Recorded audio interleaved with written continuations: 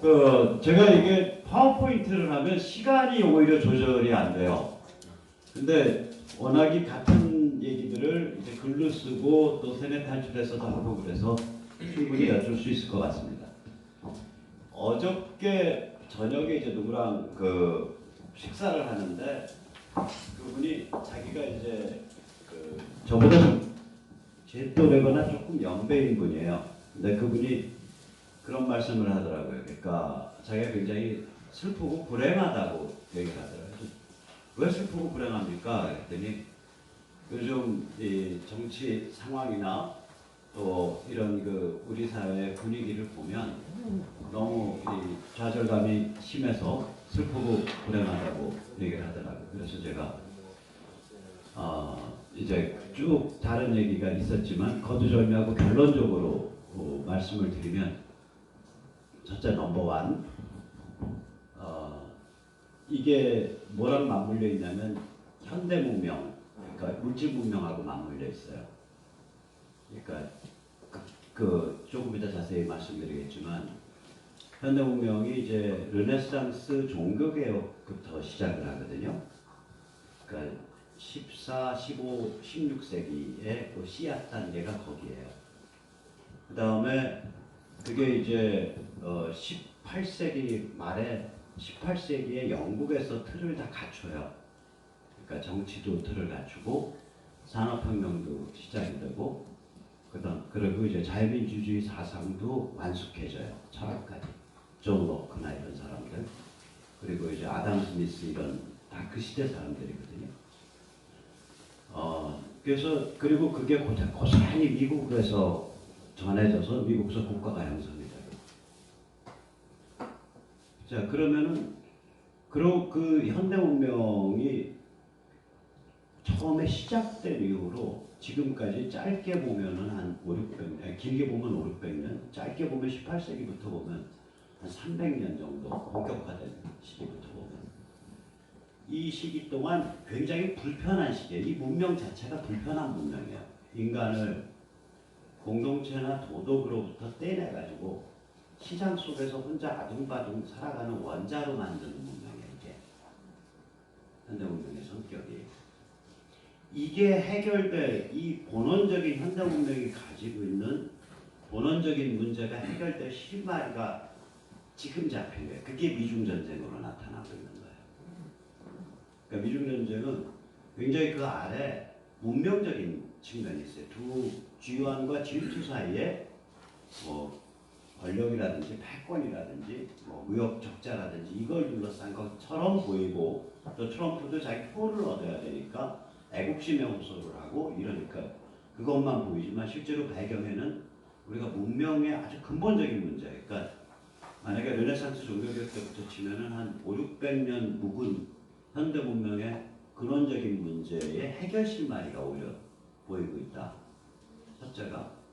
그 다음에 두 번째가 민족과 국가의 차원에서 아까 목사님 말씀하셨듯이 이제 김일성 영생교의 붕괴와 저는 개인적으로 예측을 체제 통일, 즉 자유민주주의 세계시장을 중심으로 한 체제가 북에도 들어와서 그러니까 자유조선이라는 국가, 그러니까 중국 애들은 일국 양제를 얘기하죠. 하나의 국가 아래 중국 안에 예를 들어 홍콩, 또 자기들은 대만도 중국이라고 주장하니까 완차이나 대만 이런 시스템을 다른 두 개의 시스템이 있다. 일국 양제거든요.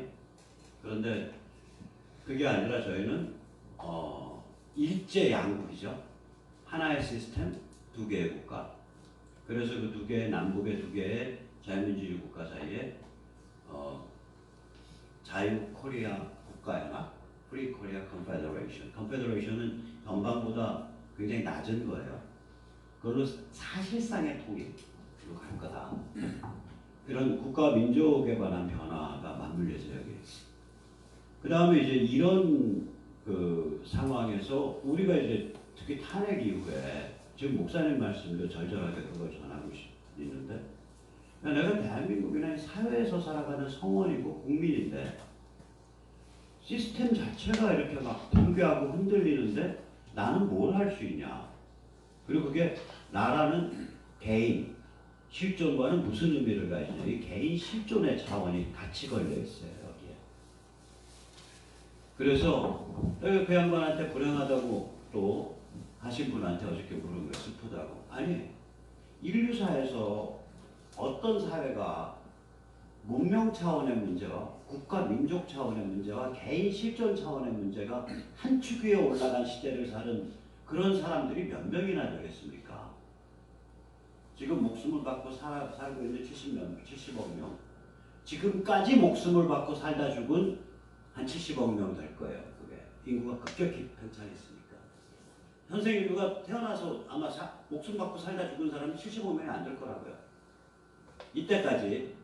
그러면 그 140억 명 중에 70억 명이라고 치고 제가 계산 안 해봤지만 그 140억 명 중에 세계와 문명 차원의 문제, 국가와 민족 차원의 문제, 개인 실존의 문제가 한 축 위에 올라간 그런 인생을 살아본 사람들이 몇 명이나 있겠습니까? 그분은 연세가 저보다 저희 또래거든요. 60대란 말이에요. 아시지만 우리도 살 만큼 살아서 인생이 유의미하기가 어렵다라는 거 알지 않냐. 그러니까 기독교 용어로는 구원을 향한 순례로 인생을 파악하잖아요. 개인의 구원을 향한 순례. Individual's pilgrimage to salvation. 그게 기독교의 인간관이잖아요. 그 거꾸로 뒤집어 말하면 순례를 해도 도단활동 말동한 게 의미이잖아요. 저는 구원이라는 거 의미, 충만함 이런 거라고 생각을 하는데. 그러니까 자기가 인생을 우리 굉장히 유의미해질 수 있는 이 세계와 문명 차원의 문제와 국가와 민족 차원의 문제와 개인 실존의 문제가 한 축에 올라가 있다는 걸 딱 직시를 했을 때 뭔가 그리고 그걸 파악을 하면 자기가 뭔가 할 게 생겨요. 할 게 생긴다. 아주 유의미하게. 그래서 제가 요새 무지하게 행복하거든요, 사실은. 굉장히 행복해요. 그래서 아니 올해 행복을 느끼셔야 될 것 같다. 어저께 이제 그런 말씀을 했어요. 오늘 그 얘기를 조금 더 풀어서 말씀을 드릴게요. 아까 이제 말씀을 여쭙듯이 요새 사람들의 그러니까 이 생각의 성숙도를 판단을 할 때 몇 가지 저는 변별점을 씁니다. 우선 첫째가 미중 전쟁이 저는 미중 무역 분쟁 혹은 미중 관세 전쟁, 미중 경제 전쟁 이런 표현을 안 써요. 그냥 미중 전쟁. 왜냐?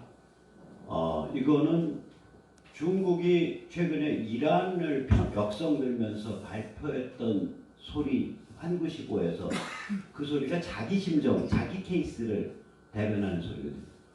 그러면 그 이란에 대해서 미국이 취하는 조치를 중국의 환구신보는 인민일보의 자매집니다. 중국 공산당과 인민해방군의 입장을 100% 반영하고 있는 신문이에요. 그래서 중국의 이 환구시보가 뭐라고 얘기를 했냐? 지금 미국이 무지막지하게 일방적으로 이란의 체제 변화를 강요하고 있다. 이거는 부당한 일이다. 저는 그걸 보면서 삐끗이 웃음이 나오더라고요. 미국이 지금 중국한테 실제적 의미가 그거거든요. 실제적으로 그거라는 얘기를 이미 반 고백을 해놨어요. 그것도 언제였냐? 거의 1년 전에 2018년 10월 달에 부통령 펜스가 허슨 연구소에서 한 그 얘기를 보면 한 40분에 걸친 연설을 보면 중국 시스템에 대해서 이거는 세계 경제를 이용해서 악용하는 경제적 약탈자, economic aggression이다. 그 다음에 영토와 군사 주권을 침해하는 행위를 하고 있다. 인도 일대나 혹은 후진국의 부패한 정권에 차관 줘가지고 콧괴 갖고 한국 뺏고 철도 뺏는 방식. 그 다음에 이제 한국도 해당할 텐데 특히 이제 그 펜스는 미국을 예를 들었죠. 펜스는 미국을 예를 들었는데 이제 그러니까 여론 조작과 정치 공작을 하려고 한다. 미국에 대해서. 그 다음에 지식과 특허와 기술과 이런 거를 약탈, 강탈하고자 한다. 영업비리를. 제가 뚱뚱거리는 소금을 바꿔볼까요? 뭔가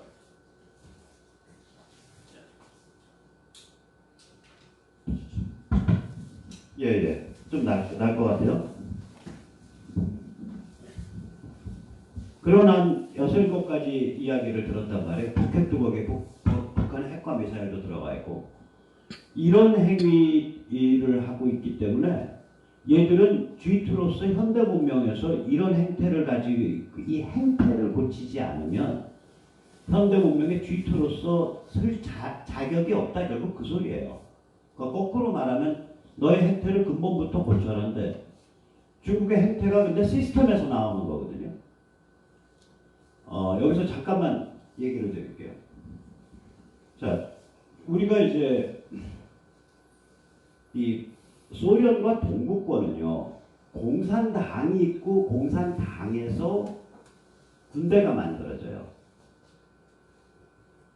이 굉장히 중요한 차이입니다. 이게 중국하고. 무슨 말씀이냐면 이 걔들은 공산당이 도시에서 지식인과 노동자 중심으로 폭동을 일으켜서 그걸 이제 War of Mobilization이라고 불러요. 기동전.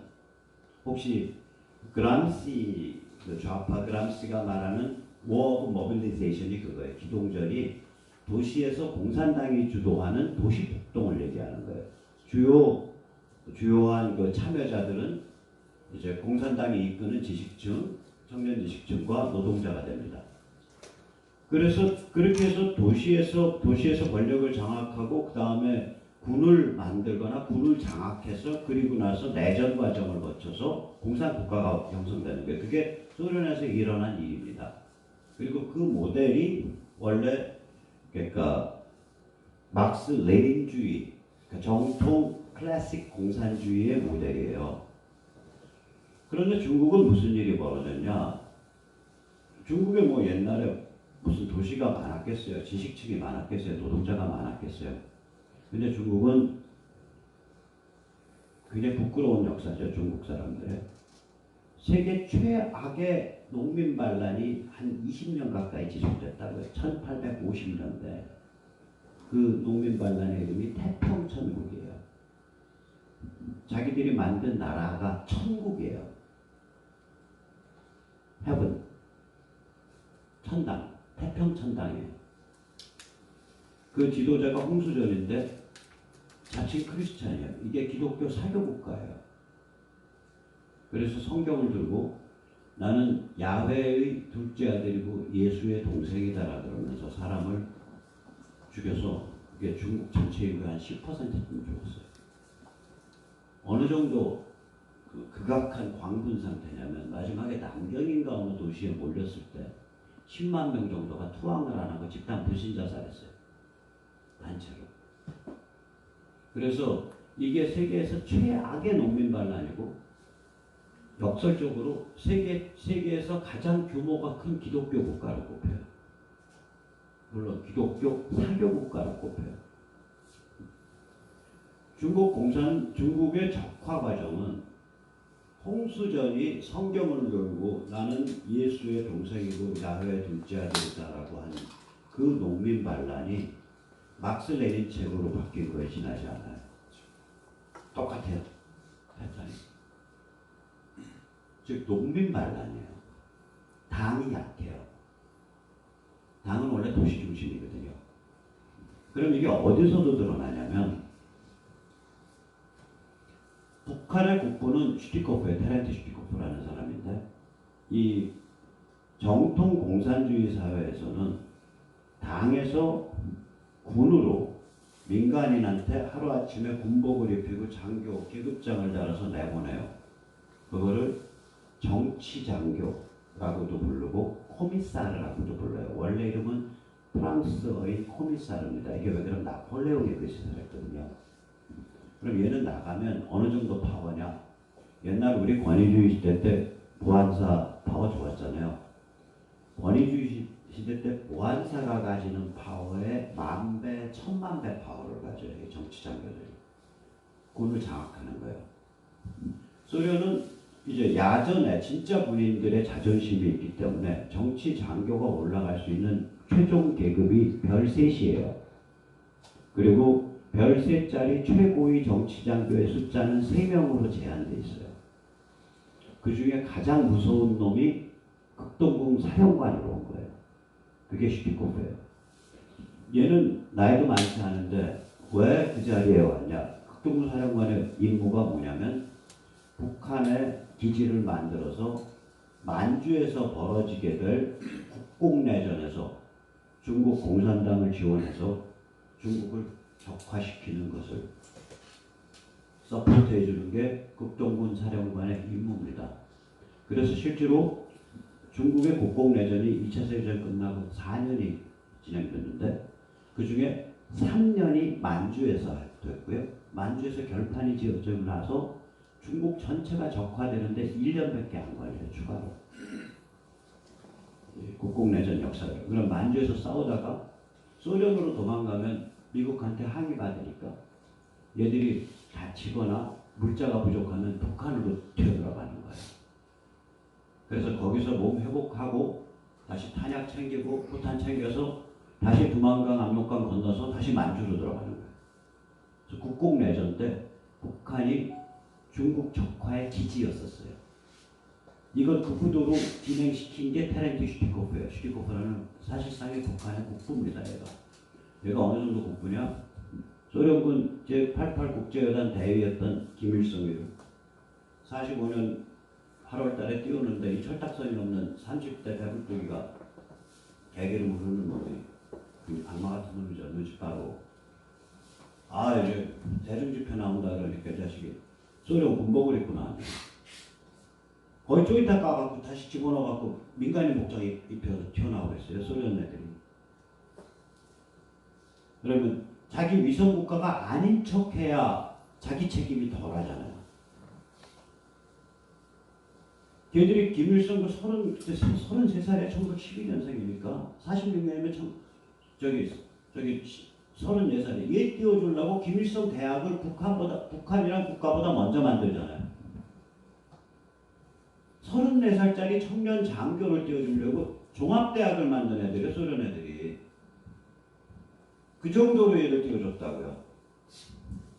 자, 그런데 아까 다시 말할게요. 그러면은 이놈은 뭐 하던데 그 정치장교로 그렇게 엄청난 출세를 했느냐?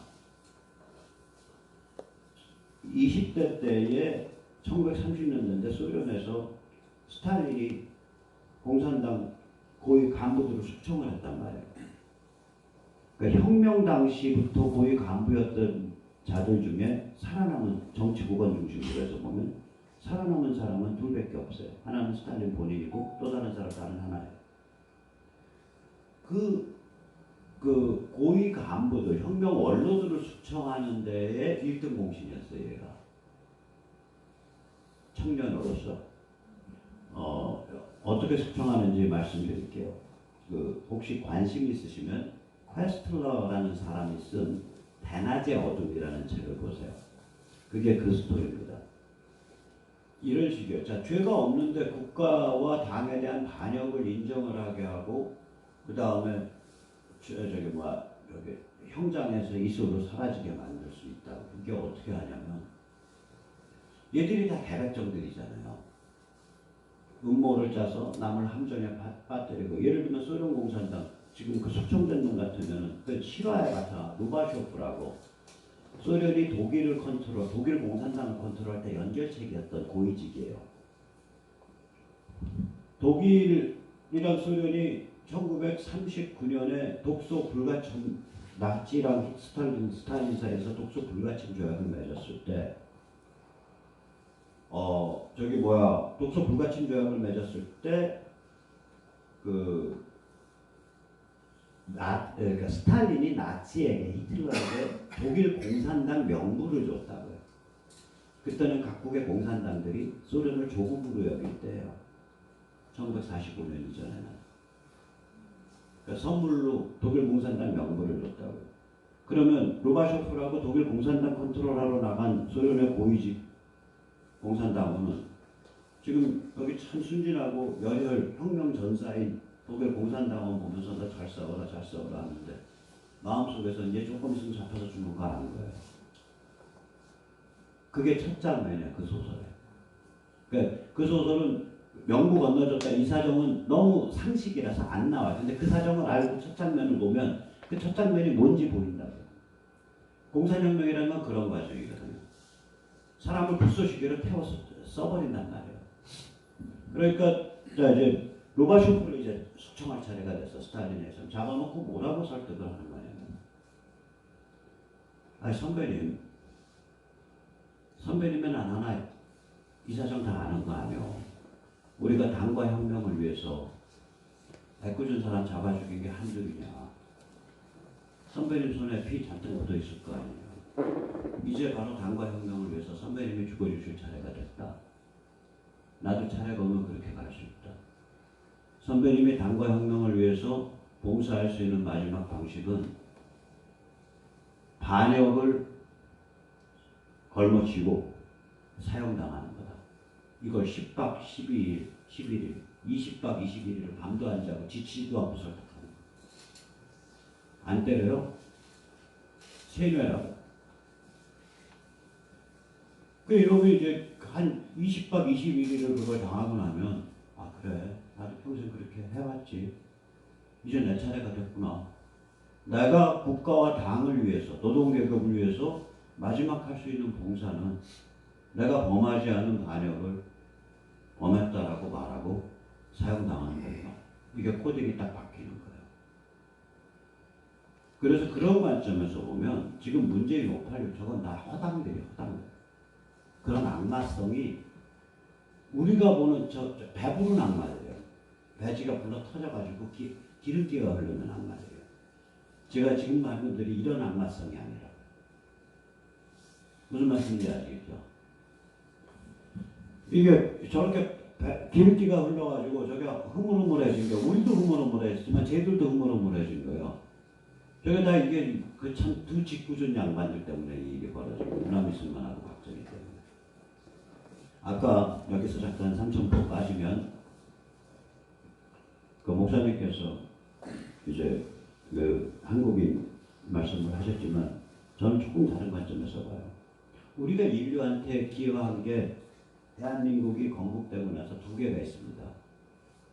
하나는 뭐냐면 일단 6.25는 김일성의 전쟁이 아니에요. 총괄 기획이 스탈린이고 그 당시 소련 군사 고문관이 중대 소대까지 내려와 있어요. 그 다음에 조연이 모택동이고 앞에 이거가 이 배우가 김일성인 전쟁이에요. 그러면 그런 식으로 무지막지하게 소련과 중국이 작동한 전쟁에 대해서 당시 우리나라 어느 정도 수준이면 너무 잘 아시지만 르완다보다 못 살아요. 이길 수 있는 전쟁이 아니에요. 상식적으로. 그래서 그걸 이겨냄으로써 소련에 대한 소련을 우길 팽창의 기세로 넓어져 가던 소련을 딱 가둘 수 있는 마지막 자문통. 그 가둔 게 컨테인먼트. 그걸 냉전이라고 부르는 거예요. 냉전은 양쪽이 군사적으로 대립하는 건 수단에 지나지 않아요. 냉전은 뭐냐면 니들끼리 살아 하고 컨테이너 박스에 넣고 딱 가두고서 열쇠 우리 속에 넣고 열쇠 채우는 거예요. 그래서 컨테이너 박스 그 컨테인과 똑같아요. 컨테인먼트라고 불러요. 고립시켜가지고 봉쇄하는 거예요.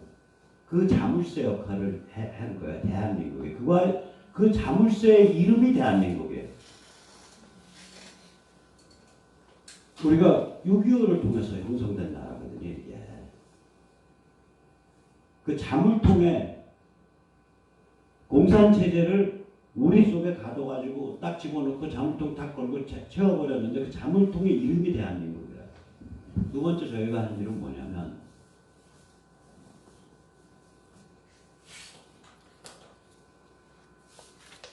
세계 시장 속에서 그 근면과 창의를 가지고 노력을 하면 경제 발전을 이루어서 먹고 살 수 있다라는 걸 증명한 거예요. 번영할 수 있다. 그래서 이게 어디에다가 메시지를 내면 등소평이한테 메시지를 준 거예요. 이게. 그 중국 애들이 모택동 그 미친 인간이 76년에 죽고 한 3년 만에 등소평이 이제 최고지도자로 딱 부상을 하고 나서 채택한 방식이 바로 국가주도 경제성장 방식 아니에요. 국가자본주의. 그걸 국가자본주의라고 그러거든요. 그런데 박정희 대통령이 끌고 나왔던 국가자본주의와 중국 공산당, 중국 인민해방군이 끌고 나온 국가자본주의. 아까 참 제가 테렌트시티 커피 얘기를 왜 했냐면 중국은 마른 커미사르가 있는데요. 커미사르가 실제로는 없어요. 그 얘기 무슨 얘기냐면 중국의 정치 장교라고 이름이 알려진 사람들을 이력서를 까보면 민간인 출신이 아니라 젊었을 때부터 군 출신이에요. 이게 굉장히 중요한 컨셉입니다. 중국은 달라요. 중국은 군이 실세고요. 인민해방군이 실세고 당은 군의 뿌리를 둔 민간 쪽 사이드 얼굴이에요. 이거를 중국 하는 사람들이 거의 얘기를 안 해요. 이게 무시무시한 의미를 가져요. 이게 그러니까 당이 실체로 존재해서 소련 스타일, 소비에트올로지, 소련학을 그 모델을 쓰면 당이 강해서 당이 군의 부모가 되는 게 소련 스타일인데 이건 그게 아니라 태평천국에 안에 무슨 당이 어디 있어요? 농민 반란군이지. 군이 부모가 돼서 당을 새끼를 낳은 거예요. 그러면 이게 무슨 얘기가 되냐? 당은 알려져 있죠. 관료들도 알려져 있고 군은 덜 알려져 있다. 제가 지금 정확히 기억하는지 몰랐는데 인민은행이 중국 인민해방군소일 거예요. 신화사통신이 인민해방군소일 거예요. 주요 광산, 주요 그 기관산업 다 인민해방군소예요. 거의 다. 그러니까 우리가 생각하는 군이 아니에요. 이 자유민주주의 사회의 군도 아니고 소련식 군도 아니에요. 최강의 실세예요. 모택동해가 실각을 해도 여러 번 실각을 해야 되거든요. 1950년대 중반 대약진 운동을 일으켜서 5천만 명이 굶어 죽었다고요. 농민 공산주의 실험한다고. 이렇게 굶어 죽은 거예요. 야, 뭐 대처서라는 게 별게야. 농민들이 다 나서가지고 집단 농장 만들어서 커뮤니를 만들면 되지. 그게 공산주의자, 공산사회야. 그래갖고 농민들 다 긁어 모아갖고 남자 기숙사, 여자 기숙사, 가정이 없는 그 가정이 공동식당 이런 시스템 만들어 놓고 야, 제철소가 별거야. 여기 지도으로 이렇게 로 만들고 거기다가 철광석 넣고 아래 석탄 떼면 거기 쇠물 녹아 나오면 그게 제철소야. 야, 집단 농장으로 만들어. 집단 농장에서 전부 진흙 부어갖고 저기 뭐야 그 로 만들어 놓고 철광석 다 땡기고 석탄 다 땡겨서 태워갖고 철이 안 나. 철이 그 선충을 어디다 쓰냐고요. 그거 못 쓰거든요. 산업에서는. 옛날 홈이나 만들 동 말동하지. 그거 가지고 기계를 어떻게 만들 거예요. 경제 각 분야가 다 이러니까 경제가 순환이 안 되는 거예요. 순환이 안 돼가지고 그때 한 5천만 굶어 죽었어요. 그럼 실각을 해야 될 거 아니야. 끌려나가서 사용을 다 천만에 잠깐 물러났다 또 복귀하잖아. 우리가 문역 그러는데요. 문역 처음엔 중학생 애들까지 튀어나와서 그 이인자 유사우치를 실제로 때려 죽인 게 중학교 애들 아니에요. 길거리에서. 중학생 애들까지 끌고 나와서 뭐 교사를 끌고 나와서 교사 부부 끌고 나서 부부끼리 깜치게 만들고 자본주의의 개 같은 소리 가르쳤다는 걸 반성하게요. 그러니까 사회를 다 뒤집었다고. 그걸 뒷배를 그렇게 하고 불질러준 게 인민해방군이에요. 근데 모택동이 이제 자기가 권력 딱 장악하고 이제 더 그렇소. 그러면 별로 안 좋으니까 야, 쟤들 도가 좀 넘었어. 어저께까지 도와주던 군대가 갑자기 다 잡아가. 그것도 인민해방군이에요. 중국 지식층을 10년을 마비를 시켜놓고 후퇴를 시켰는데 아직도 중국에서 발행되는 돈에는 전부 모택동 얼굴밖에 안 찍혔잖아요. 중국 역사 5천년 동안 인물 하나는 모택동밖에 없는 거예요. 이게 가만히 생각해보세요. 그러면 얘가 한 말이 있다가 뭐라 그러면 모택동 얘가 권력은 총구에서 나온다. 우리나라 깡통진보는 그걸 뭐라 그래요? 아, 모택동의 그 위대한 군사 사상에서 나오는 민족해방 전술이다. 뭐 이렇게 얘기하는데 그게 아니에요. 자, 모택동은 인민해방군 사령관을 한 적이 없습니다. 그런데 인민해방군을 만들고 조직하고 인민해방군이라는 게 뭐겠어요? 도박쟁이, 마약쟁이, 그 다음에 중하다가 튀어나온 놈. 우리 팽덕회가 아마 소림사 무술승 출신으로 마약쟁이였을걸요. 그래서 몸에 그 무술 살기가 있어서 팽덕회가 때려 죽인 부관이 한 10명 가까이 될 거예요. 이 개땡땡 너 이거밖에 못해 턱 하면 죽는 거예요. 무슨 말씀인지 아시겠죠? 소림사 무술승 출신 그 팽덕회가 그 6.25 그 정전협정 사인한 놈 중에 하나 중국주로 사인했죠. 이런 아니 생각을 해보세요. 걔들이 농민반란이 이런 거라고. 대표적 농민반란이 우리도 농민반란 일어나면 잔인해져요. 왜 그러냐면 그 전통 사회에서 이게 맺힌 게 튀어나올 때 굉장히 잔인해요. 중국은 그걸 도를 넘어요. 어느 정도냐? 박서는 그 큰 톱 있잖아요. 이렇게 둘이 있어 이렇게 밀고 당기는 거.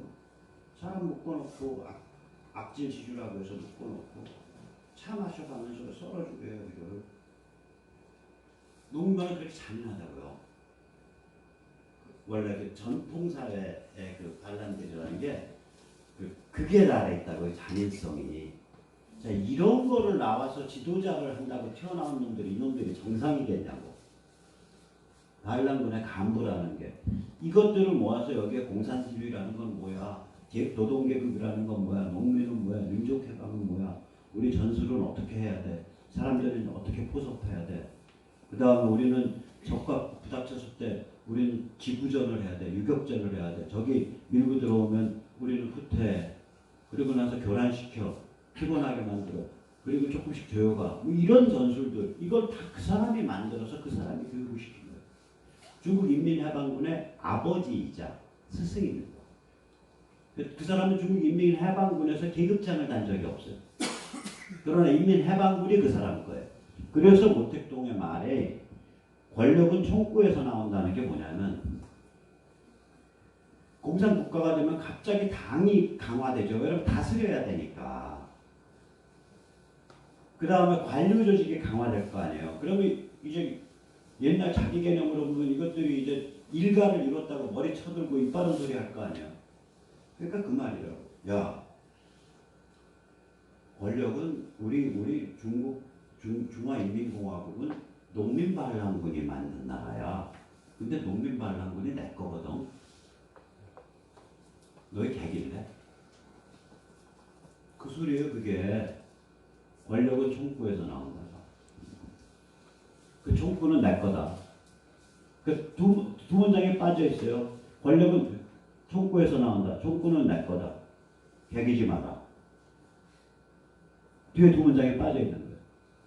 그래서 중국은 기본적으로 이 공산당 자체가 인민해방군의 껍질에 지나지 않는데요. 물론 배제김이 강하죠. 그래서 살림이 커졌기 때문에. 그러나 그 마지막 뿌리가 인민해방군, 농민반란군에 있는 그런 시스템입니다. 저희가 좀 달라요. 그 다음에 또 다른 점은 뭐냐면 소련은 특히 유대인들의 작품이에요. 이게 뭐 동구도 마찬가지고 서유럽도 마찬가지지만 소련을 예를 들어드리면 소련의 혁명 분파가 4개가 있거든요. 하나가 원래부터 있었던 SR 사회혁명당. 얘들이 이제 쯔아를 암살을 하고 귀족을 암살을 하고 농민이 각성해야 된다. 그래서 주로 도시 암살을 하고 다니는 놈들이에요. 소련 공산주의의 아버지, 공산혁명의 아버지인 레닌의 형이 SR이었었어요. 그래서 사형당했다고 레닌이 어렸을 때. 두 번째는 공산주의자들이죠. 공산주의자들은 아까 말씀드린 대로 도시에 있어서의 지식층과 노동계급을 중심으로 움직이는 사람들인데 이게 파가 두 개예요. 하나는 뭐냐면 당장 러시아가 공산혁명을 할 수 있다라는 파, 공산혁명파가 있고 러시아는 아직 도시와 노동계급과 지식층이 광범위하지 않기 때문에 공산혁명은 연기해야 된다. 자유민주주의 단계를 거쳐야 된다라는 걔들 말로 자유민주주의라고 그러고 보르주아 데모크라시, 부르주아 민주주의라고 그러죠. 그걸 거쳐야 된다라고 말하는 혁명 연기파가 있다. 그리고 마지막이 뭐냐면 이 세 파가 다 99%가 유대인들이에요. 이게 그러니까 야 우리 다 유대인인데 뭐 이렇게 복잡하게 하냐. 야 유대인 공산당 하나 만들어. 우리는 공식 문서가 이디슈야. 이디슈를 쓸 거야. 유대인 공산당이 있어요. 분트라고 불려요. 근데 유대인들은 아시지만 국제 커넥션이 있다고요. 이게 꽤 있단 말이에요. 이 소련 공산혁명의 기본적인 동기는 뭐냐면 현대 문명을 서유럽보다 더 잘하자라는 거예요. 공산주의를 통하면 서유럽보다 더 앞선 현대 문명에 도달한다라는 거예요. 이게 그리고 그게 안 된다 그랬을 때 여러 가지 문제가 됐을 때 자기들이 스스로 해체를 사실은 겪었다 그러게 돼요. 얘들은 전혀 성격이 달라요. 중국은. 그래서 요새 미국에서 나오는 중국에 대한 평을 보면 공산주의라고 안 부르고 3,500년 된 제국이라고 불러요. 3,500년이면 상나라입니다. 상은요. 아즈텍만큼이나 인신공양을 즐겨했던 아주 잔인하고 야만적인 제국이에요. 상의 각골 문자 보시면 제가 좀 이상한 비유, 발칙한 비유 할게요. 여기 혹시 기도 드릴 때 종이에다가 글로 한 다음에 그 촛불에 태우고 그 다음에 촛불 제 영상 보고 하나님의 내 말씀 들으셨다 안 들으셨다 이거 판단하시는 분도 혹시 없죠? 없죠? 여기는 다 하나님이 주신 이걸로 하잖아요. 그래서 이 오간하고 이 오간이 같잖아요. 그러면 저 악기의 그 음의 그 형성 과정이 여기에 음이 통 속에서 울리는 거랑 같거든요. 이거가 그 오간에서 그걸 전자화시킨 거잖아요. 이게 통 속에서 음이 울리잖아요. 이거거든 이거. 그래서 이름이 같은 거예요. 성대 오간하고 악기 오간이 이름이 같아요. 그 유럽 언어에서는. 얘들은 상은 어떻게 했냐면 거북이 등껍질에다 글을 새겨서 그 기도문이에요. 어쩌던 일이 있어서 소 1000마리랑 사람 목 1000개를 바칠까요? 기도문을 적어요. 그게 기도예요. 기도문이에요. 그래서 불 속에 넣어서 갈라지는 모양이고 며칠날 바치면 지극히 기뻐하시겠다. 그리고 와서 이제 목 1000개 만드는 거죠. 그게 상이에요. 그러니까 왜 공자가 주를 그렇게 극찬했는지 보면 상과 주가 불과 왕조가 바뀐 건데 완전히 달라진 거예요. 상은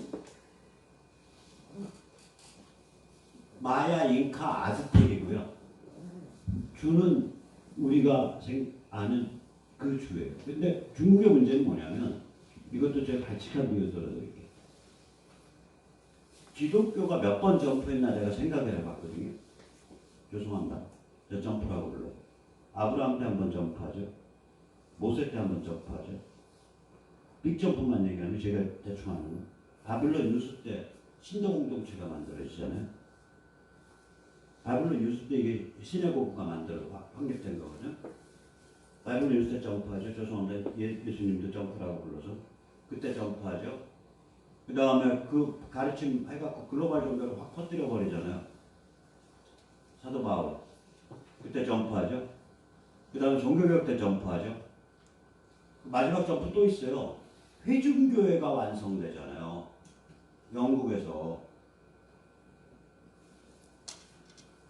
프레스비테리아니즘, 그러니까 장로교하고 메소디스트, 감리교, 이게 다 대표적인 회중교회 모델을 개척한 모델인데 그게 영국서 나온다고요. 둘 다. 영국서 현실화 된단 말이야. 영국과 미국서. 미국서는 그걸 가져와서 제대로 하죠. 기독교 7번 점프했잖아요.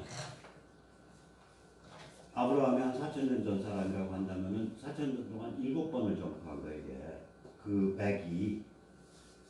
근데 쟤들은 몇 번 점프했냐? 상에서 주 한 번 점프했어요. 3,500년 동안. 그 며칠 전에 제가 누가 그래? 나 중화TV 뭐 무협하는 거지. 의천도력이 이렇게 심한데 무슨 질려 그랬어. 야 질리지. 왜 질리냐 물어봤더니 맨날 옛날 얘기만 해. 옛날로 돌아가. 뭐 옛날 게 다 좋았던 얘기야. 야, 그 걔들 관점에서도 당연한 거야. 왜 그러냐? 야, 내가 이 얘기를 해줬어. 야, 그래서 걔들 말이야. 3,500년 동안 점프한 거 딱 한 번에 그게 그 주나라 들어섰을 때 3,000년 전에 점프해놓고 그거 우려먹고 있는 애들이야. 상에서 주 점프 한 번을 넘어서는 점프가 없어요. 정신적으로. 무슨 말씀인지 아시겠죠? 네. 오늘 이제 장소와 장소만큼 제가 좀 이런 식으로 정신적인 얘기를 제가 많이 드릴게요. 자, 그래서 아까 전에 말씀드렸듯이 미중전쟁이라는 게 이런 식의 현대 문명을 둘러싼 거다. 이걸 사람들이 아냐 모르냐, 감지를 하냐 못하냐로 사람들을 하나 식별을 할 수가 있다. 또 다른 기준이 뭐냐? 북한이 중국의 위성국가다라고 보는 사람들이 의외로 작아요. 북한이 중국에 대해서 독립적이라고 생각해요. 그냥 경제적으로만 종속되어 있죠. 아닙니다. 김정은이 김일성, 그러니까 스위스에서 귀국한 다음에 집권할 때까지 한 10몇 년 세월 동안 한 적이 없는데 고급 정부에 하면 중국서 사람이에요. 얘가 그 시진핑 만나서 걸어가는 거 보면 둘이서 가면서 얘기를 하는데 그 통역들은 여기서 오르간만큼 떨어져서 따라오고 있어요. 얘가 이게 중국어가 유창한 애예요. 제가 그 정보를 하버드 나와서 미국의 그 카네기 멜론에 교수하는 후배한테서 들었거든요. 얘가 중국산 10년 살고 태자당이나 그 만주 동북군부 거기 애들이 굉장히 친하다는 얘기를 그 친구가 중국 전문가예요. 근데 그 듣고서 그냥 흘렸었는데 저기 어디야 시진핑이랑 산책하면서 하는 그 광경 딱 보고 입 움직이는 거 보고 얘 거리하고 저 통역 거리를 딱 계산을 해보니까 얘가 유창한 중국말로 했구나. 중국에서 오래 사는 애야, 얘. 굉장히 오래 사는 애. 이게 뭐냐면, 그리고 핵과 ICBM이 저 지경까지 간다라는 얘기는 중국에 지원이 없으면 못 가요. 이동식 발사대 차량, 그게 북한 짤 것 같아요? 이동식 발사대, ICBM 올리고 미사일 올리고 이동식 발사대 차량에 북한제로 보이시냐고 눈에. 아닙니다. 그러니까 무슨 얘기냐면 이란 핵과 이란 미사일을 북한 애들이 도왔거든요. 그럼 누가 뒤에서 야 이란 가서는 하나 누가 키워줬느냐? 중국이 준 거예요. 그러니까 2010년 11년 시진핑 체제가 들어서기 시작한 무렵부터 장성택 잡아주기도록 오다 때려준 거 누구겠냐? 중국이 해줬을 거야. 김정남이 정보 준 거 누구겠냐? 동선 정보 중국이 줬을 거야. 특히 군부. 그러면은 이란 핵과 미사일 뒤에서 오다를 줬으니까 가서 이란을 도왔다 이렇게 보이는 거예요. 이게 그런 게임이에요. 그러니까 중국이 세계 질서에 대해서 도전을 하고 세계 질서를 교란할 때 중국의 이름으로 못하는 거를 북한이 해주는 거예요. 대행업을 하는 애들이라고.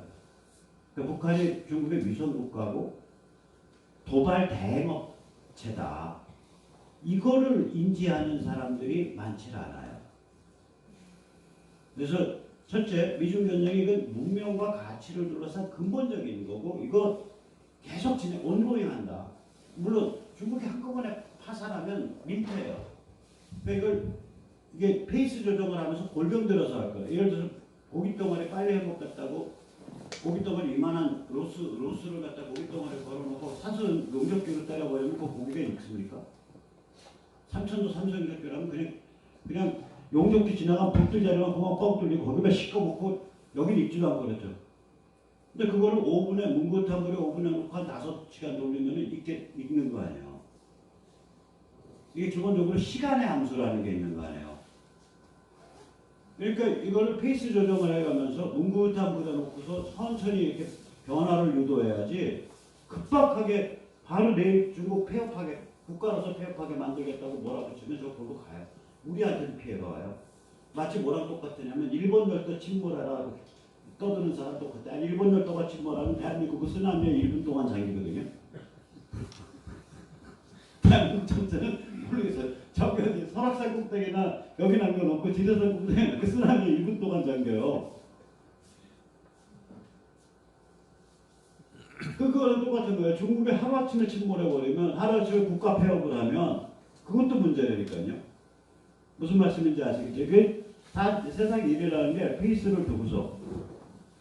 그리고 이제 두 번째는 아까도 말씀드렸듯이 첫 번째는 미중전쟁 그것의 의미. 두 번째는 북한이 중국의 위성국가고 도발 대행업체다라는 거. 그 다음에 세 번째는 뭐냐. 북한이 이게 종교체제라는 걸 사람들이 잘 몰라요. 이게 사교체제거든요. 세계 10대 종교 안에 들어가잖아요. 그러니까 이런 식이거든. 걔들의 교리는 이렇습니다. 걔들의 교리를 이렇게 정리하는 건 백모밖에 없어요. 호모 이렉투스가 80만 년 전에 조선반도에 들어와서 특별한 종류의 현생 인류로 자체 진화했다. 이 특별한 종류의 현생 인류가 바로 나중에 조선민족이 됐는데 조선민족의 민족됨을 완성시키신 분이 민족 메시아이신 김일성 수령이시다. 수령은 우리 조선인들에게 사회정치적 생명을 부여해 주셨고 그 사회정치적 생명을 통해서 영생하신다. 굉장히 종교적이죠. 이게 종교체제라니까요. 그러니까 이거 사회적, 근데 사회정치적 생명이라는 게 뭐냐면 그러니까 인간의 생물학적 생명은 중요하지가 않다예요. 사회정치적 생명이 중요하다고 수령이 부여한 거예요. 그럼 어떤 놈, 백모 같은 놈이 있어서 이놈이 수령이 부여하신 사회정치적 생명을 계속 공격을 해. 그러면 백모를 끌어다가 돌로 쳐 죽여서 백모의 생물학적 생명을 끝내면 이거는 생명 친화적인 행위일까? 생명 파괴적 행위일까? 생명 친화적 행위죠. 백모가 사회정치적 생명을 해치는 놈이니까. 생명 친화적 행위니까 어린애일수록 빨리 배워야 돼. 6살짜리를 7살짜리를 공개 처형장에 해서 여기 죄수가 묶여 있는데 총을 빵 쏘는 자리에 앞자리에 앉혀서 피가 퍽. 애 뇌리 속에는 그 트라우마가 박혀.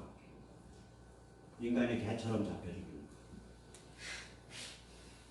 저런 시스템이라 거기가. 그러면 이 종교체제, 사교체제인데 김일성 영생교 사교체제인데 그래서 저는 봉고망조라고 부르는 건 봉고망조에 대한 모욕이다라고 생각해요. 농담이야 진짜로. 봉고망조는 훨씬 더 인간적이고 훨씬 더 살만해요. 이건 봉고망조라고 부르면 안 돼요. 이건 사교체제거든. 그러니까 토탈리테리안 컬트. 그러니까 전체주의 사교란 말이야.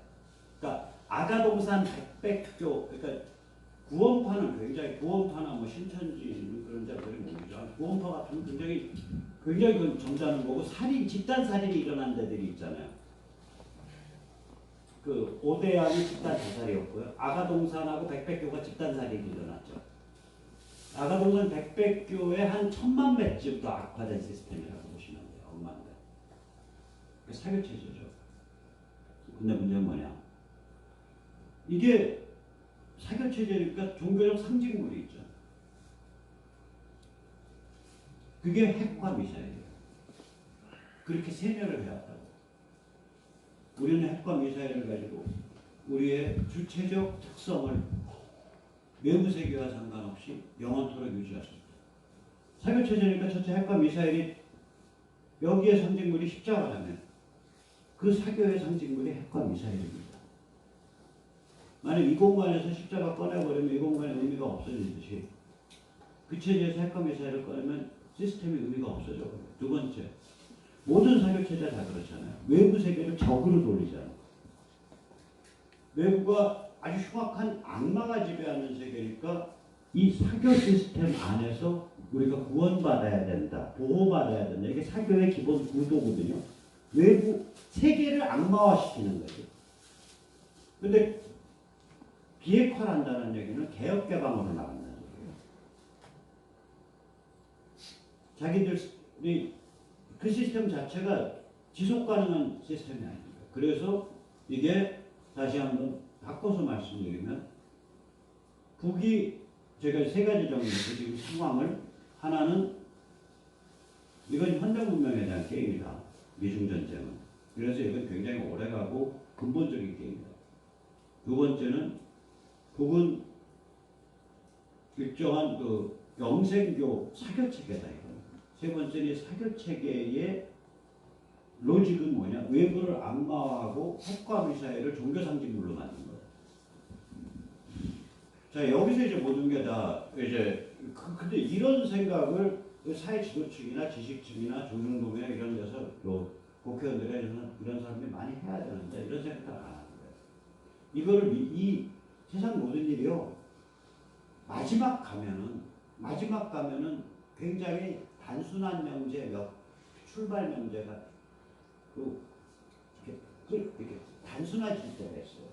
그 다음에 이거를 복합 변주를 시켜가는 거예요. 마치 대입법 음악처럼. 우리가 아무리 뭐 복잡한 음악이라도 결국에 가서 치는 게 아니라서 놀잖아. 그런 거라고 이게. 그러면은 자 여기서 뭐가 도출이 되냐면 오케이 미중 전쟁이 진행하면서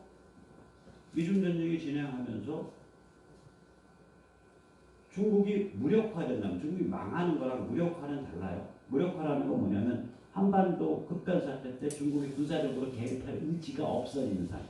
감히 개입 못하는 상태. 저는 거의 무력화됐다고 보거든요. 지금. 하나만 예를 들어 드릴까요?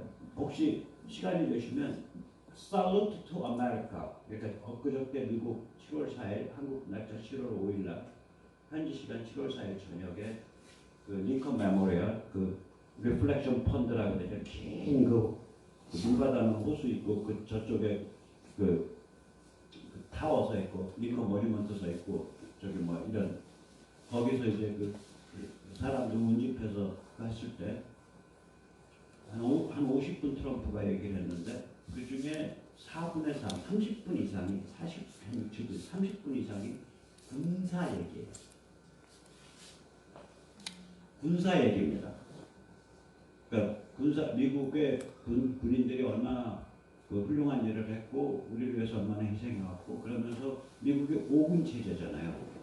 그러니까 육해공, 해병, 그 다음에 해안경비. 그 5군 체제 각각에 얽힌 이야기들을 계속 반복을 해요. 계속해요. 그리고 이제 육군 얘기하면 육군 때 육군 뭐 아파치 얘기랑 걔들은 비행기를 각 부대가 다 갖고 있으니까 와서 쫙 상공을 지나가 한 1분 동안. 공군 얘기하니까 세상에 B2 스텔스 폭격기 이상하게 생긴 그 폭격기 큰 거 몇 조씩 스텔스 폭격기 한 대랑 F-22 랩터 2대가 또 쫙 지나가.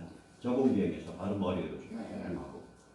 그 다음에 또 저기 뭐야 해군 얘기하니까 F-35가 쫙 지나가요. 해안경비하니까 해안경비에서 쓰는 또 특수비행기가 쫙 지나가. 그거 30몇 분은 그런데 그 얘기 과정에서 메가더가 2번 거론이 돼요. 그리고 한국전쟁이 한 번 거론돼요. 한국전쟁 그것도 어디냐? 폭차필. 폭차필은 우리말로 고지 이름도 없죠. 그게 연천에 있는 한 300m 되는 조그만 야산인데 6.25 전쟁 다 끝나갈 무렵에 중국 애들이 그걸 먹겠다고 길을 쓰고 덤비니까 미국도 그거 지킨다고 미국 애들 엄청 죽었어요. 그래서 다 지켜냈는데 나중에 전략 가치가 없으니까 그냥 익은 건데 그냥 이제 협정 사인할 때 그냥 넘겨주고 이쪽 땅 더 먹고 그렇게 한대요. 그 복잡히. 그 전략적 가치가 없어서 거기는 그렇게 미국 애들이 집중적으로 많이 죽은 미군 집중적으로 많이 죽은데 중국은 그거보다 몇 배만 미국이 몇백 명 죽었으니까 중국은 몇천 명 죽은데 조그만 300m 야산 갖고 아니 연천에 300m 야산이면 그냥 앞산이잖아요. 기본 나가는 게 200m인데 연천이 연천에 가서 논이야만 250m 거리니까 요만한 앞산이잖아. 앞동산. 그거 가지고 미군이 수백 명 죽고 중국군이 수천 명 죽은데 그 폭차비리. 그게 뭐냐? 미중 간의 최종 갈등한 데거든. 대표적인 한국전쟁 끝내. 폭차비리 얘기하고. 메가더 두 번 얘기. 우리는 메가더 먹어주지만요. 미국 애들은 메가더를 좀 이상한 사람이라고 봐요. 일단 메가더는 인기가 없어. 왜냐? 범틀이에요. 자수성가가 아니라고요. 범틀집 자제인데다가 메가더가 프랭클린 루즈벨트를 엄청 갈등을 일으킨 사람이에요. 어느 정도 갈등을 일으켰냐. 이런 거예요. 프랭클린 루즈벨트 때 그 대공황 때 어려웠잖아요. 메가더 현역 장군일 때인데 워싱턴에 퇴역군인들 시위 있으니까 퇴역군인들한테 군대 텐트랑 군대 식량 다 지급해. 수만 명한테. 이거 뭐야? 워싱턴 뒤집어라는 소리 아니야. 무슨 얘기냐면 태극기 부대가 여기 수만 명 나와 있는데 국방부 장관이 군인 텐트랑 군대식 저기 레이션 박스랑 군대 식량 지원한 거랑 똑같아요. 메가더 그 짓한 국방부 장관도 아니지. 그때 장관도 아니었고 예를 들어서 무슨 뭐 군단장 정도가 사단장 정도 그런 건 반역행위잖아. 그래서 아주 특이한 사람으로 좀 이렇게 여러인 사람이야 그 사람이. 그 미국에서 거론이 될 때. 근데 메가더 얘기를 두 번을 딱 꺼내요. 그리고 폭차피를 언급을 합니다. 저는 그 7월 4일 그걸 보면서 이거는 중국에 대한 무력 시위다라는. 우리가 군사력의 사용에 대해서 물러나지 않을 거니까 여차는 쓸 테니까 너희 우리 앞에서 얼씬거리지 마. 그 시그널이었다는 느낌을 받았어요. 한번 보세요. 직접 보시면은 제 말씀이 맞는지 틀린지 아마 느끼실 거예요.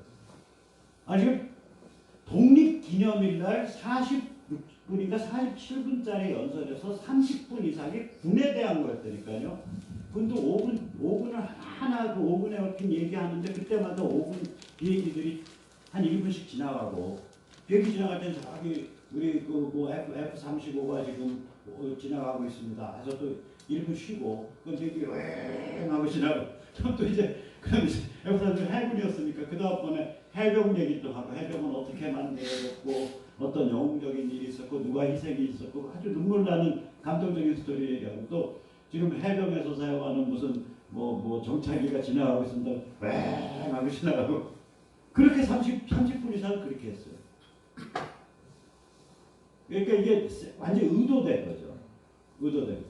자 이제 제가 시간이 이제 너무 많이 했는데 배고프시죠? 좀 더요? 네, 그래서 이제 어렵지 않으시죠? 네. 그래서 세 가지 그 아까 말씀드렸듯이 첫째가 미중 전쟁이 굉장히 오래가고 심각한 거라. 그다음 두 번째가 북한이 이제 이게 영세계 사회 체제다. 그리고 도발 대행업체다. 중국을 위한. 세 번째가 얘들은 외부 세계를 악마화시키고 핵과 미사일을 무장하는 애들이다. 핵과 미사일을 종교 상징으로 쓰는 애들이다. 자, 그럼 이건 뭐냐? 거꾸로 말해서 중국이 어느 정도 무력화되고 나면은 미국이 북한을 접수 평정하고 자유조선을 만든다는 소리예요. 지금 홍콩 가시 하나 박힌 거 가지고 중국이 숨을 못 쉬잖아. 북한은요, 홍콩 가시가 요만한 거라면 북한이 자유조선으로 번영하는 건요, 이만한 가시입니다. 무슨 말씀인지 아시죠? 그래서 이게 이제 우리한테 이제 우리 민족의 그러니까 마지막 사명이 우리가 아주 건강한 자유민주주의와 세계시장의 경로를 따라서 남도 발전을 하고 북에 아까 뭐 지하교인도 많다고 하셨겠지만 지하교인보다 훨씬 더 많은 사람이 사기꾼, 거짓말쟁이, 절도범, 마약쟁이, 마약 만드는 놈. 그럼 거기는 그게 생존 방식이거든. 매춘자, 매춘자 관리하는 핑크.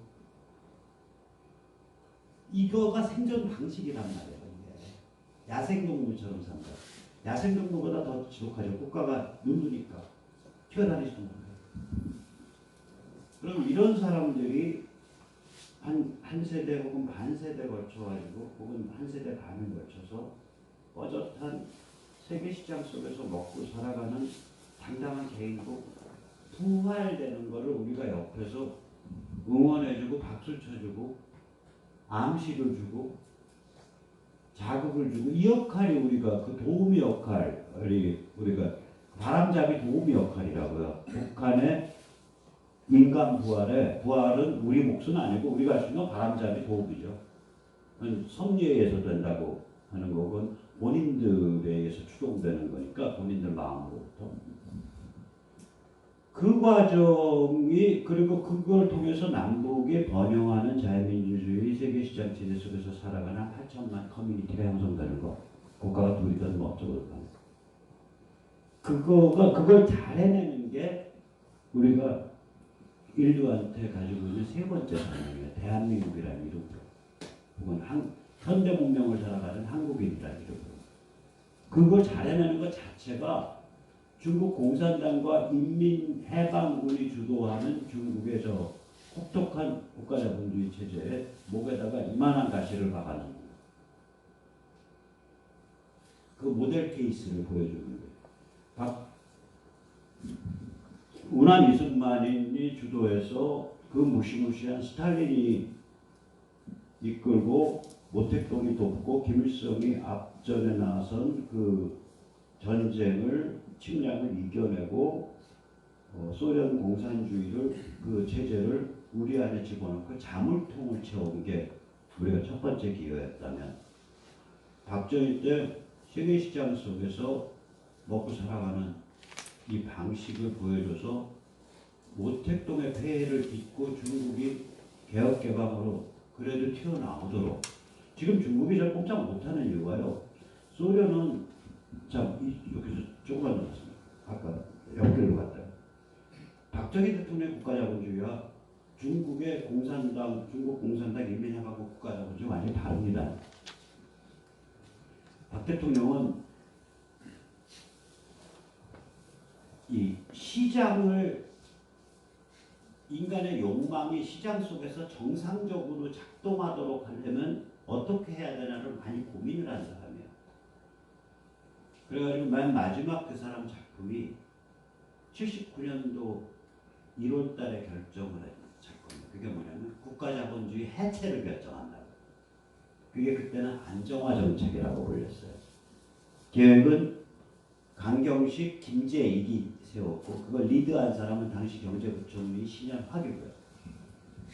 그게 이제 정부와 국가 주도성을 약화시키고 시장 자율성을 강화해 간다는 체질 개선에 관한 정책이에요.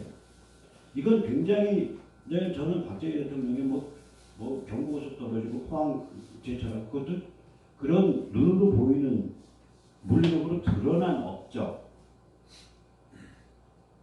보다 가장 위대한 유산이 생각을 해서 자기가 쪼물락거릴 수 있고 자기 입김 한 방에 아무리 큰 기업도 죽고 사는 게 결정되는데 그 자기의 권한, 그 정부 권력의 권한 자체를 소프트킬 시키겠다고 결정한 거라고요. 그게 쉽냐고.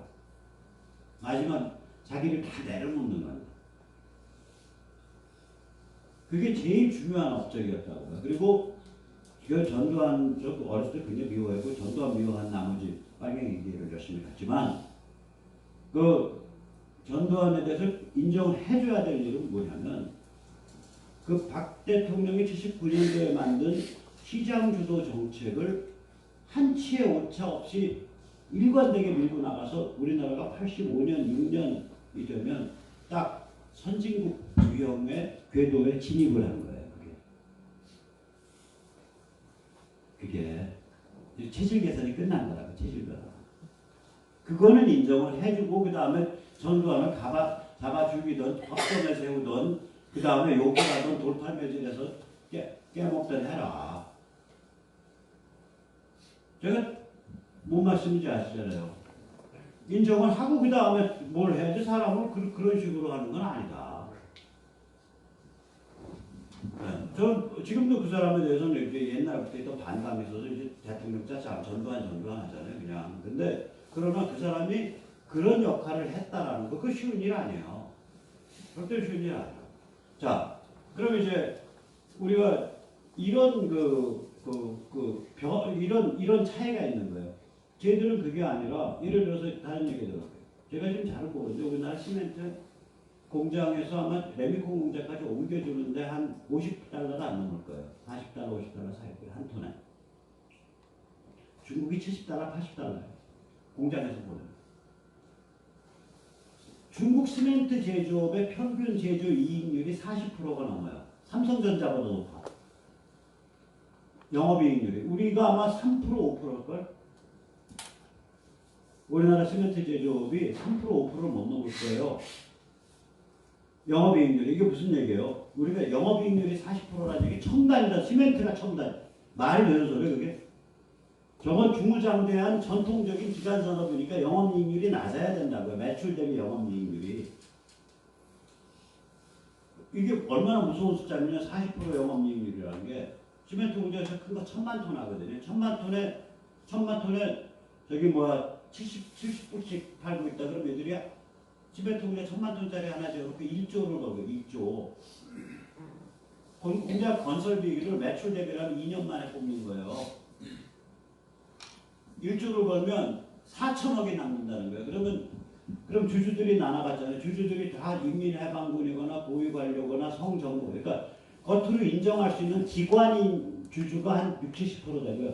30%에서 40%가 범편들이 개인끼리 나눠 가진 거예요. 그러니까 4천억에서 공식적으로 인정되는 성정부, 인민해방군 이런 쪽으로 가는 거가 4천억 수익 중에 70%는 가지만 30%, 1200억은 이제 범편끼리 갈아먹는 거예요. 이게 말이 되냐고요. 기간산업이니까 우대를 해줘야 되고 그래야 국가 산업을 보호할 수 있으니까 그래서 시멘트는 70%. 무슨 말씀인지 아시겠죠? 그러니까 저게 그런 식의 시스템이에요. 그러면 어디를 쥐어 짜는 거냐면 농공, 내륙. 티벳의 영아 사망률이 1000명당 73명이고 해안 지역 영아 사망률이 1000명당 3명이에요. 이게 같은 나라 맞아요? 내륙 시민이죠. 내륙의 오지에 가면 그 성의 국민소득 평균이 연간 $2,000, 아프리카보다 훨씬 못 살고 해안 지역 오면 연 $17,000. 이게 6배, 7배 차. 이게 같은 나라냐고요. 내지 애들이 현지에 와서 여기 해안 지역에서 근무를 하면 이게 법률적으로 이쪽에 불법 체류자거든요.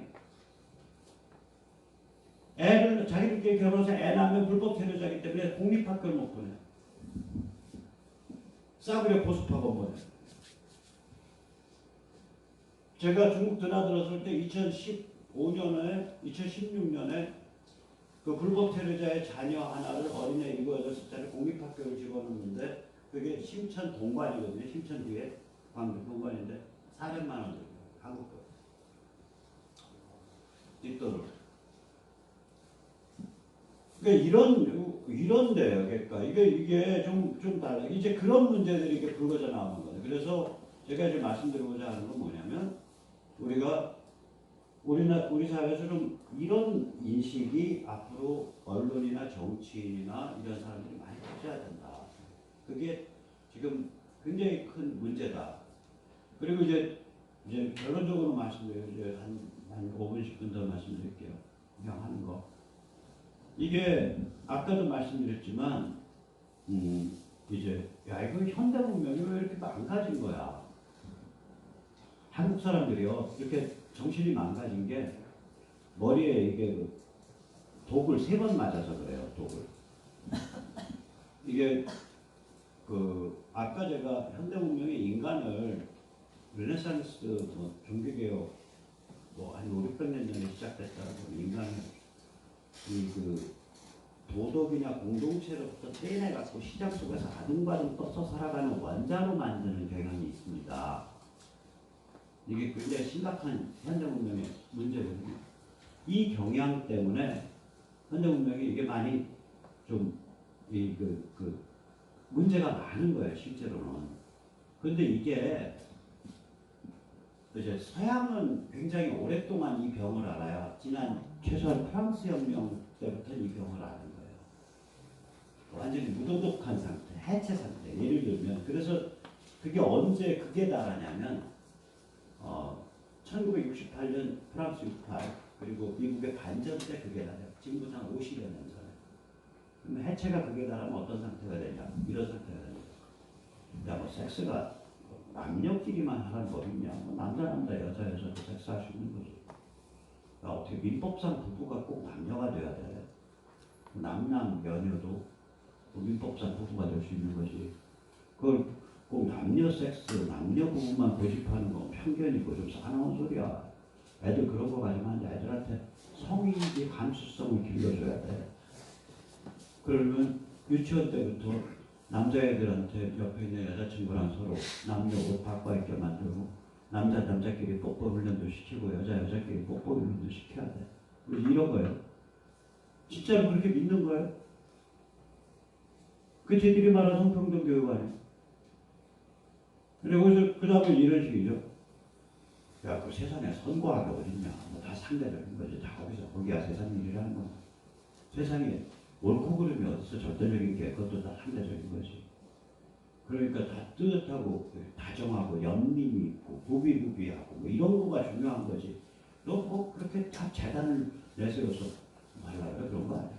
그런데 이제 백모 같은 놈이 자꾸 깨끗거리면 인간의 공격성 총량의 법칙이 있잖아요. 이쪽에서 이렇게 부비부비 뜨뜻한 거 찾았으니까 백모 같은 놈에 대해서는 저 수국 꼴통 극우 전쟁광 이러고서 이제 카톡도 넘겨주는 거예요. 이게 PC입니다. Political Correctness. 자기들 언어 체계 안에서 참으로 평화스럽고 참으로 따뜻해요. 근데 그 자기들의 그 해체 세계관에 비판을 가하는 자들에 대해서는 저건 수국 꼴통이고 저건 악마 같은 놈들이고 전쟁광이고 국가주의자고 파시스트로 가서 칼 뽑고 그래요. 판단을 포기할 거를 주장하는 거예요. 인간의 가치판, 가치와 도덕 일체를. 그게 해체거든요. 이게 지난 50년 동안 그랬다. 그게 무슨 얘기냐. 서유럽과 미국 가서 인문학, 사회과학 공부한 사람들 중에 극단적으로 말해서 경영학과 경제학 빼고는 전부 이걸로 독을 맞고 온 거예요. 신학도 똑같습니다. 미국도 리버럴 신학 다 전부 밑에 신학 몇 개지 않나요? 근데 여기 오면 이제 잘 살고 있으니까 잘 살게 되니까 더 잘 살려면 중국과 손을 잡아야 돼요. 미중이 미로를 했네 50년 전에 71년에 미로를 했으니까 우리도 미로를 하는 거예요. 근데 우린 6.25 전쟁 당사자죠. 거기에 대한 얘기 없이 미로를 해요. 근데 잘 살게 되니까 북한이랑 대립하는 게 겁나거든. 잃을 게 많잖아. 그리고 6.25의 그 본능적 반공에 대한 기억은 희미해졌고 그 친북봉을 맞는 거예요. 독을 3번 맞은 거예요. 해체독, 친중독, 친북독. 그래서 대한민국의 정신이 극도로 타락해 있는 거예요. 그런데 이 극도로 타락해 있는 것의 뿌리를 한번 보시라고. 외제적 뿌리예요. 우선 첫째, 그 외제적이라기보다 첫째는 외제적이기도 내재적이기도 한데 첫째는 자 한번 보세요.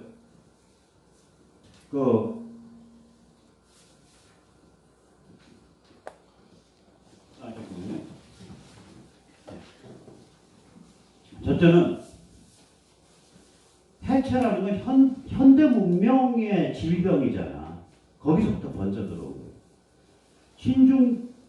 친중뽕은 미중 사이의 밀원에서부터 번져 들어온 거거든요. 친북뽕은 미국의 힐러리 클린턴의 2013년 골드만삭스 연설에 들어가지만 미국이 분단을 선호했단 말이에요. 분단을 유지시켜주는 관점이었고 미국이 예를 들면 6.25 때 밀고 올라가는 거 못 가게 했잖아요. 예를 들면 그러니까 우리가 대운이 온 거예요. 중국이 더 커져서 저렇게 사고를 치는 바람에 이제 미국이 심지어 일본까지도 분단에 그게 그러니까 북한의 자유민주주의 체제가 들어오는 것을 선호하게 된 거예요. 미국은 특히 그걸 추진하고 있고 일본 겁날 거라고요. 북이 자유민주주의 체제가 가면서 저게 세계 시장을 향해서 2,500만이 살게 돼서 여기가 남북이 합쳐서 8천만짜리가 돌아가. 그러면 결판 둘 중에 하나로 놔야 돼요. 일본과 전략적으로 깊게 결합하든지 아니면 일본의 골칫덩어리가 되든지. 그래서 양쪽이 공멸하든지. 근데 전자로 하죠. 전략적으로 깊게 결합하도록 가야 된다. 자, 그러면 아까도 말씀드렸듯이 마지막 남는 질문이 이거예요. 여기 현대운동 한번 우리가 되돌이켜보죠. 제가 오늘 이 말씀을 이 자리가 성스러운 자리이기 때문에 다시 정신의 얘기로 돌아갈게요. 이제 정치적인 얘기 많이 드린 것 같아요. 이 인간이 해체를 이렇게 해치고 나오는 데 있어서 토양이 되는 것, 조건, 여건, 물론 마지막은 정신적 각성이고 그 각성에는 이런 신앙이라든지 뭐 이런 그런 종류의 얘기지만 그 여건은 세 가지입니다. 하나는 노동의 고급화, 둘은 분업의 세계화, 셋은 소통의 개인 관점화입니다. 이 세 가지는 그 백모가 뭔데 지가 현대 문명의 해체 로직을 거꾸로 뒤집어서 나올 수 있는 그 가능성을 높여주는 게 이 셋이다라는 걸 지가 뭔데 저런 소리까지 계산하는 이게 제 얘기가 아니고요. 제가 어떻게 이런 소리 하겠습니까? 지난 200년 동안 이 사회과학이나 철학 쪽에서 한 5명 베스트 뽑아봐라. 그러면 이제 현대 기독교 사상의 아버지인 키에르케가르, 그 다음에 현대 사회학의 아버지급으로 꼽히는 에밀 듀르케, 그 다음에 좌충우돌한 니체, 이 정도로 꼽을 수 있어요. 그 5명 중에는 이 세 사람의 얘기를 제가 변주를 해서 조합을 한 스토리예요. 우선 첫째, 여기 연배 계신 분들 계시지만 1980년경까지 그 여성의 그래도 뭐 난잡하지 않고 그래도 뭐 먹고 살 만한 직업이야. 그러면 전화교환수 아니면 타이피스트였다. 근데 특히 70년, 60년대 전화교환수, 옛날에는 수동식잖아. 60년, 70년대 이거 끼고 그 사람의 노동 강도가 지금 인바운드 텔레마케터보다 세요. 근데 그게 괜찮은 직업으로 꼽혔다니까요, 여성한테는. 그리고 아니 원고 보면 하루 종일 타이프만 쳐보세요. 50점 바로 오죠. 그게 여성한테 괜찮은 직업으로 꼽혔어요. 남자들 하급 관리직, 그 사람 평생 근면하게 그때는 뭐 토요일, 일요일도 뭐 일주일 한 달에 2번쯤 나와서 일할 텐데 어떤 항해사에 충실하게 공직을 했어. 한 3, 40년. 그럼 그 사람이 3, 40년 동안 그 회사에서 다룬 업무가 뭐냐? 양식 20개, 30개로 끝나요. 종이 양식에 펜글 칠 때 잘 써서 넣거나 타입 붙여서 넣고 그 다음에 때 되면은 모아가지고 송곳으로 구멍 뚫어서 까만 그 표지에 앞뒤로 붙이고 녹분으로 묶고 보관할 때는 거기에 등껍데기 하나 붙여서 2019년 상반기 써갖고 보관하고 맞죠? 그런 양식 20, 30개 다루다 보면 평생이 끝나요. 그게 평생이 끝나는 거예요. 그 하급 관리직이 화이트 칼라. 인간의 노동이요. 그거에 비해서 지금 피자 배달을 도미노 피자 배달을 보세요. 할인 카드 모았고요. 아까 하실 때는 그냥 보통 카드인데도 와보니까 프리미엄 카드네. 이거 얼마 2,000원 더 저기 할인되는 거예요. 그리고 지가 바꾸고 어쩌고 저쩌고 해서 지가 다 안내하잖아. 뭐 이거는 100원짜리. 뭐냐면 이런 이동 단말을 갖고 한다는 얘기 뭐냐면 내가 같이 일하는 내 눈에 안 보이는 저쪽에 뭔가가 그 로직을 아는 거예요. 이 길거리에서 그 새카맣게 여름에 타갖고 그 주차 받는 그 할아버지들 그 이동 단말 쓰면서 그게 현금이냐 카드냐 그 사람 쓰는 이동 단말의 그 성능이요. 그러니까 그 성능은 그냥 갖다 놓으면 1960년에 갖다 놓으면 슈퍼컴입니다. 제가 만약에 이런 페트병을요 1000개만 이거 나올 때는 우겨져서 나오잖아요. 병르면서 뻥 커지는 건데 물르면서 한 1000개만 제가 들고서 타임머신 타고 1975년으로 돌아가면 루비통이라는 손 잡고도 제가 한 10억 범, 한 1000억 범 없었어요. 석유화학 자체가 20세기 후반에 이게 플라스틱을 제가 발칙한 말씀드릴게요. 만약에 이 장소에서요 석유화학이 아닌 걸로 딱 해라 그러면 이제 벗고 계신 옷 중에 90% 날아갑니다. 입고 계신 옷 중에 신발 다 날아갈 거고요. 여기 이거 바닥이고 뭐고 시멘트밖에 안 남고 이게 천장도 없고요. 그 다음에 의자도 이제 이런 그 도료 페인트 칠하지 않고 아는 이제 그냥 나무만 남고요. MDF 같은 건 없고 합판도 없고 아무것도 없는 거예요. 무슨 말씀인지 아시겠죠? 이게 불과 60년, 70년 전부터 이런 거예요. 60년 전부터. 우리가. 그래서 제가 말씀드리는 뭐냐면 이 노동이 굉장히 고급화돼요. 그게 언제부터 그러냐면 노동은 PC가 현장에 투입되기 시작한 1980년대 후반 1990년 전부터 그렇습니다. 분업은 굉장히 발달해서 마지막에 사회주의권, 소련권이 무너지면서 1994년에 세계시장화 돼버려요. 그게 WTO 출범이거든요. 다른 얘기 하나 들어드릴게요. 저 깡통 좌파에도 WTO 출범 반대한다고. WTO 출범이 우루과이 라운드였잖아요. 그럼 사람들이 우루과이에 모여서 결정했거든, 그때. 그래서 우루과이 대사관 앞에 가서 화염병 던지고 시위했었어요. WTO 출범에 반대한다고 그 출범을 이거 우루과이 라운드네. 그 우루과이가 출범이야. 우루과이 대사관. 깡통집을 그렇게 무식했어요. 저것들이. 그 다음에 마지막에 아까 그 노동과 제가 분업을 말씀드렸잖아요. 소통인데 2010년 그러니까 2000년 이전에는 매스미디어밖에 없었고 만약에 매스미디어만 있었으면 좀 여기 이렇게 안 앉아 계세요. 그러니까 형성 안 돼요. 예, 조중동이나 저쪽에 퍼뜨리는 말을 감당을 못합니다. 그 다음에 2000년까지 매스미디어밖에 없었고 2000년에서 2010년은 매스미디어 플러스 인터넷 게시판 폭도예요. 지금 우리가 쓰는 유튜브나 우리가 쓰는 소셜미디어, 카톡, 페이스북, 트위터의 특징은 뭐냐면 저의 관점에 따라서 저의 친구를 선택을 하면 그 친구들에 의해서 제가 보는 세상의 모습이 그려져요. 제가 패친이 5,000명인데 나도 이제부터는 이렇게 험한 얘기 안 하고 나도 원순이 아저씨나 제인이 오빠랑 좀 친하게 지내고 나도 편하게 인생을 살고 싶어. 그래서 밤새서 5,000명을 다 친삭을 하고 노란 리본 떠있는 사람들로만 해서 제가 한 1,000명을 팔로우 시켜놓으면 다음날 일어나서 보는 세상은 정말 평화로운 문파 달림스러운 세상을 볼 거라고. 그게 개인 관점이에요. 제가 선택한 관점에 의해서 제가 보는 세상이 보이는 거. 이게 된 게 2010년이에요.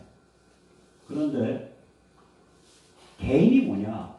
자기의 관점을 가진 존재다 라고 말한 사람은 니체고요.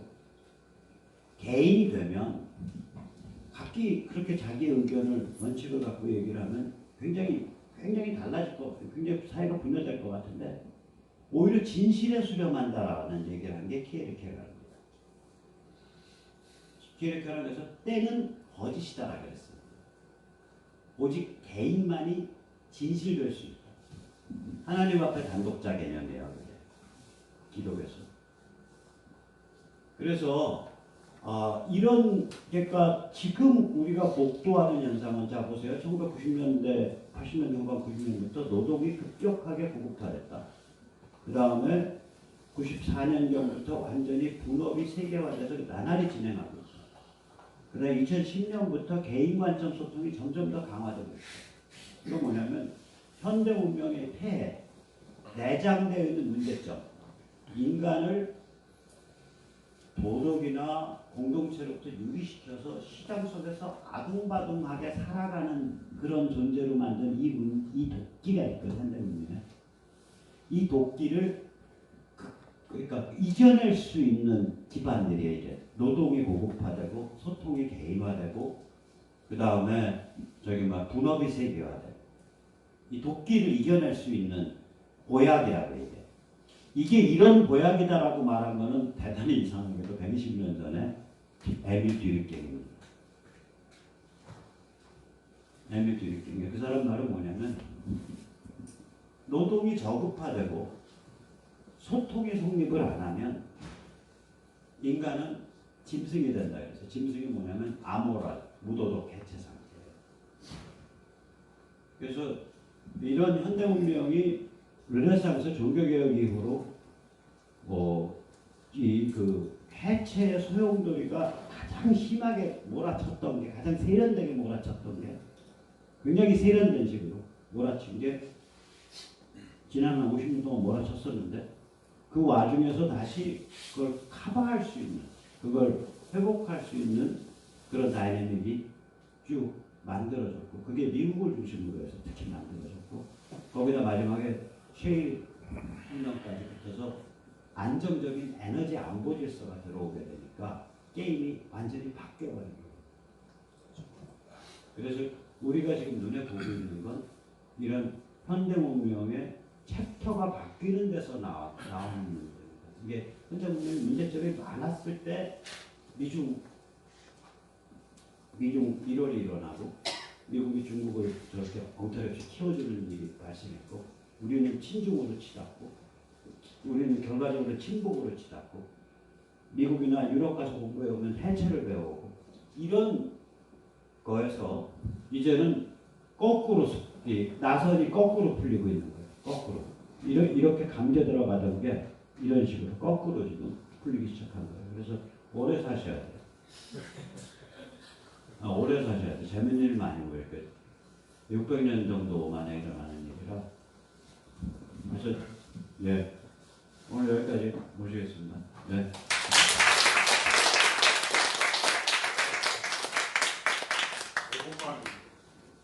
질문 질문이요? 네. 제가 여기 모신 분들을 대표해서 아마 다 궁금해하는 걸 예. 제가 대신해서 하나 짧게 답변해 예. 주시겠습니다.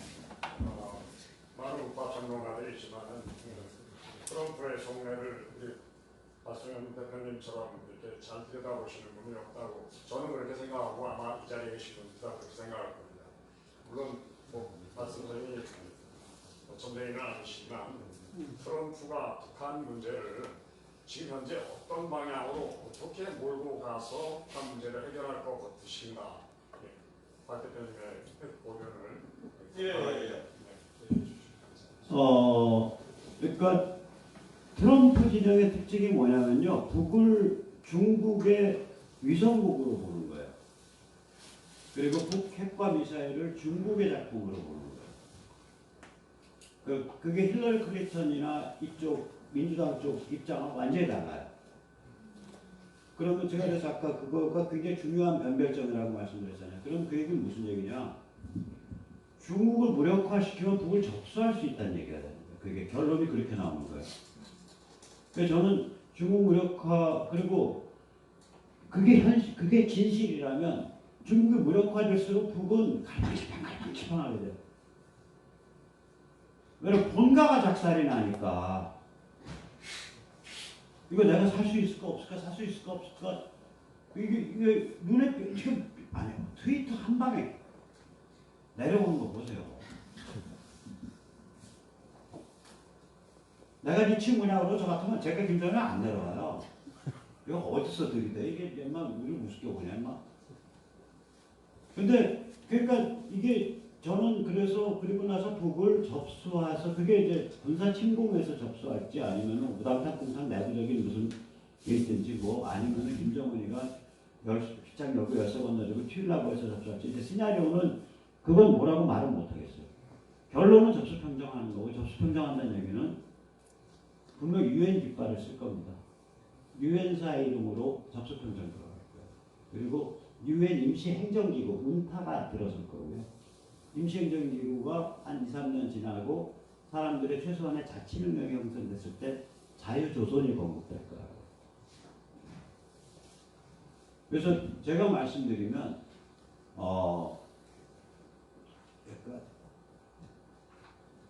북한 문제는 미중 관계의 부분집합이다. 그 다음에 문재인 586은 북한 운명의 부분집합이다.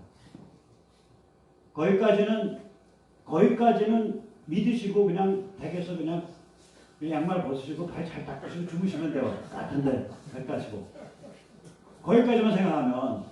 근데 이제 문제는 뭐냐? 야, 가만히 생각해보니까 이게 절호의 찬스인데. 그리고 뭐 이 과정이 뭐 하루아침에 어느 날 뭐 영화 조조 한 편 상영하고 끝. 그게 아니잖아요. 이게 지금부터 펼쳐지는 이 휴먼 드라마인데, 우리한테는. 휴먼 드라마가 10년, 20년, 30년 가는 드라마거든요. 이 과정에서 이게 A급으로 가는 길도 있고 B급으로, C급으로 가는 길도 있단 말이에요. 이걸 여기서 우리가 뭘 성취할 수 있고 어떻게 해야 덜 헤맬 수 있고, 그리고 이 과정을 다 겪고 나서의 마지막 우리의 모습을 목표를 뭘로 할 거냐. 한 10년, 20년 이 과정. 이 게임이에요, 문제는. 저는 이렇게 생각을 합니다.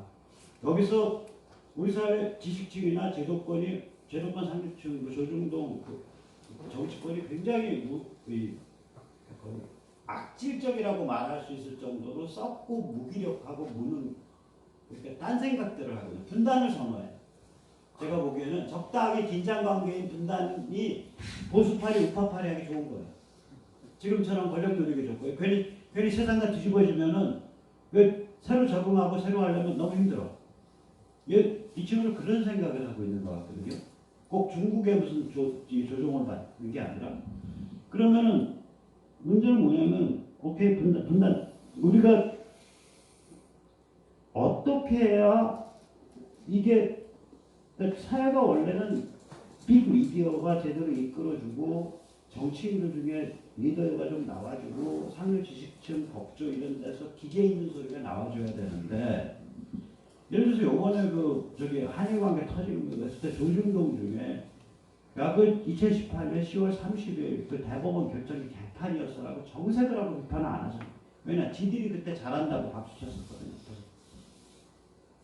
그걸 둘러싸고서 법대 교수들이 성명서 안 때리잖아. 그걸 둘러싸고 강민구 부장 판사 한 명 빼고는 법조에서 아무 소리도 안 나와요. 공개적인 소리가.